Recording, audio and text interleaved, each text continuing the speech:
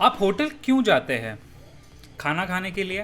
बाकी सब कुछ एक्स्ट्रा जो होता है, table, chair, decoration, lighting, crockery, waiter, interior decoration, अगर मैं आपको बोलूँ कि आप एक होटल या रेस्टोरेंट बिना ये कुछ इन्वेस्टमेंट्स के भी चला सकते हो, तो आप क्या बोलोगे? नमस्कार दोस्तों, मैं हूं निखिल बिकाई के यूट्यूब चैनल से। इस वीडियो में मैं आपको बताना चाहूँगा क्लाउड किचन्स के बारे में और कैसे आप खुद का क्लाउड किचन स्टार्ट कर सकते हो। चलिए वीडियो शुरू करते हैं। दोस्तों, आजकल लोग रेस्टोरेंट जाना पसंद नहीं करते क्योंकि कोविड के डर के वजह से या फिर और बहुत सारे लॉकडाउन और रिस्ट्रिक्शंस के वजह से रेस्टोरेंट जाना मुश्किल हो गया है। इस समय में फूड डिलीवरीज जो है बहुत ही ज़्यादा बढ़ चुकी है।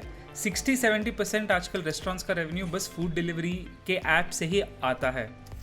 अगर आप सोचिए कि एक रेस्टोरेंट जिसमें किचन और पैकेजिंग के अलावा और कुछ भी नहीं है, तो उस किचन को आप और या फिर उस रेस्टोरेंट को आप क्लाउड किचन कहोगे। अब आप ये सोच रहे होंगे कि यार इसको क्लाउड किचन क्यों बोलते हैं। दोस्तों, ये कोई हवा में किचन नहीं है, बहुत ही सिंपल सा चीज़ है। जब आप जो ऑर्डर्स लेते हो अपने कस्टमर्स से, वो एक मोबाइल ऐप या वेबसाइट के थ्रू लेते हो, क्लाउड के थ्रू लेते हो, जो डिजिटल क्लाउड होता है। आप कोई वेटर्स नहीं रखते हो, आप कोई टेबल्स नहीं रखते हो, तो तब उस किचन को या उस रेस्टोरेंट को क्लाउड किचन जाना जाता है। बड़े बड़े ऐप्स जैसे स्विगी, जोमेटो, डंजो, इन सब ऐप्स में जो डिलीवरीज होती है रेस्टोरेंट से, अगर आप सोचो कि 100% रेस्टोरेंट बस डिलीवरी को ही कमिट कर दे, कोई वॉक इन कस्टमर को एंटरटेन ना करे, तो वो बनता है क्लाउड किचन।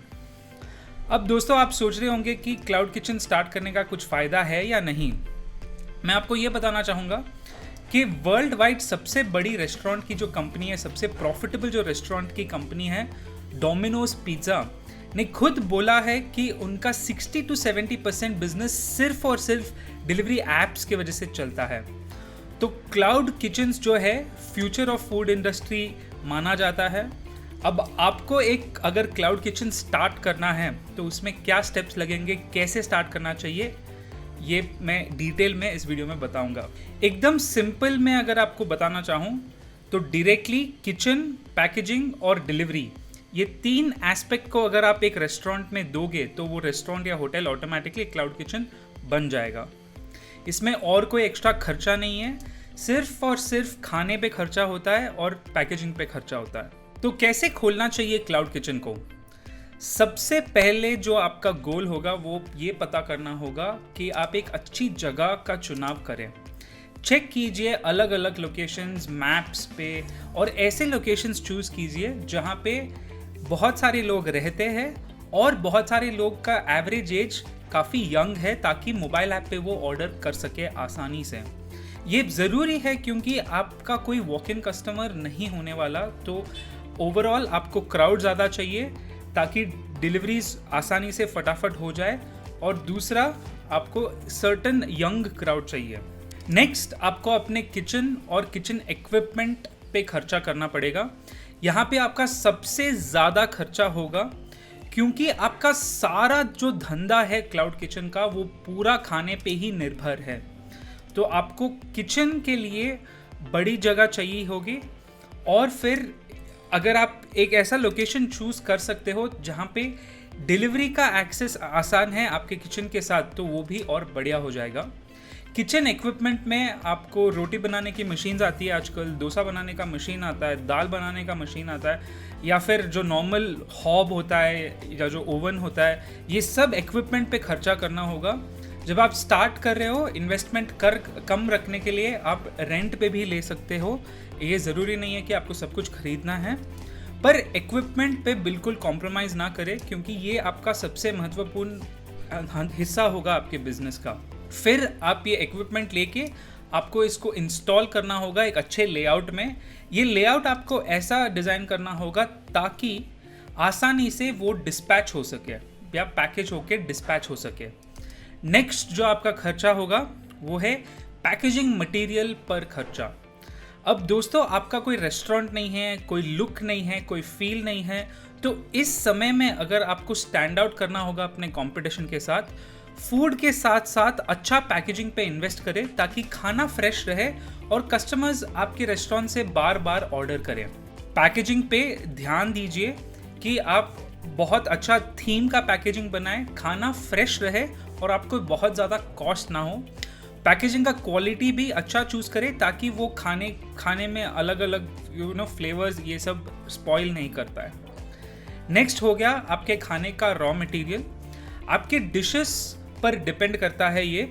मैं ये बोलना चाहूँगा कि रॉ मटेरियल पे बिल्कुल कॉम्प्रोमाइज़ ना करें क्योंकि ये एक डिलीवरी के माध्यम से जाने वाला है, तो जनरली स्पीकिंग फूड थोड़ा ठंडा होगा। इसके वजह से अगर आप रॉ मटेरियल में ऊंच नीच करोगे तो फिर वो एंड में 30-40 मिनट्स के बाद पता चल जाएगा कोई भी ग्राहक को कि ये खाना अच्छा नहीं बना है या फ्रेश नहीं है। मेरा ये मानना है कि अगर आप हो सके तो फ्रेश खरीद कर खाना बनाइए क्योंकि ये वापस रिपीट करता हूँ, सबसे ज़रूरी चीज़ आपके इस बिज़नेस का होगा आपके खाने का क्वालिटी। नेक्स्ट मैं बात करता हूँ आपको स्टाफ क्या रखना होगा। स्टाफ के लिए आपको 2 शेफ़, 2 हेल्पर और एक हाउसकीपर चाहिए होगा किचन चलाने के लिए। नेक्स्ट आपको एक और बंदा चाहिए होगा जो काउंटर मैन करके ठीक से पैक करके जो ऑनलाइन ऑर्डर्स आता है उसको ध्यान करके इंश्योर करना कि वो फटाफट ऑर्डर किचन को ऑर्डर पहुंच जाए और वो एक्चुअली डिलीवरी हो। इसको ठीक से मोबाइल ऐप यूज़ करना आना चाहिए और ये जो पर्सन होगा कॉन्स्टेंटली जो डिलीवरी ऐप्स है उनके साथ कोऑर्डिनेशन में रहेगा, ये मैक्सिमाइज करने के लिए कि आपके ऑर्डर्स बढ़ते रहे। नेक्स्ट आपका इन्वेस्टमेंट होगा अपने खुद के ऑनलाइन स्टोर पे। अब नॉर्मली ऑफकोर्स आप स्विगी, जोमेटो ऐसे ऐप्स पे अपना रेस्टोरेंट लिस्ट कर सकते हो, पर जनरली स्पीकिंग यहाँ पे जो इनका कमीशन होता है जो आपको इनको देना पड़ता है, थोड़े एरियाज़ में 40-50% तक भी पहुँच जाता है। एवरेज कमीशन रेट 25-30% होता है। मतलब अगर 100 रुपये का कोई आइटम भेज रहे हो तो 30 रुपये आपको इनको देने पड़ेंगे और डिलीवरी चार्ज अलग। तो ये प्लेटफॉर्म से अगर आपको एक और ऑल्टरनेटिव चाहिए तो आप एक्चुअली खुद का वेबसाइट भी सेटअप कर सकते हो। बिकाई का ऐप यूज़ कीजिए, डिस्क्रिप्शन में लिंक है। बहुत ही आसानी से आप अपना खुद का वेबसाइट सेटअप करके बिना कोई एडिशनल कमीशन रेट आप आसानी से अपने कस्टमर्स को डायरेक्टली ऑर्डर करने की सुविधा दे सकते हो।